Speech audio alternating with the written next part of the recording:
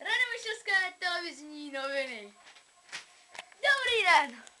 Takže, v Radomyšl na hradě, na zámku, se stala veliká katastrofa.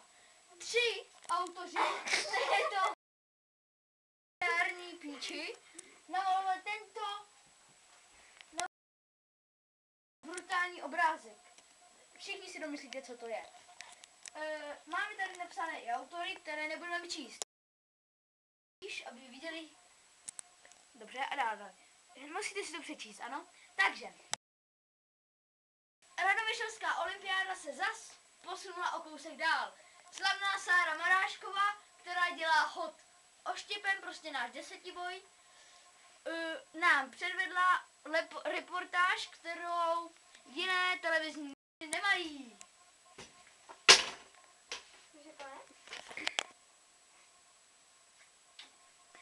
Takže máme tady naši Sáru Maráškovou, tady vidíte krátké videjko, jak házela oštěpem. Byl to super hod, skončila na 3. místě, takže bronzová. A jako jediná televize s ní máme rozhovor, takže za chvilku ji uvidíte. Huj. Ano, výborně hod oštěpem. Takže, a tady ji máme!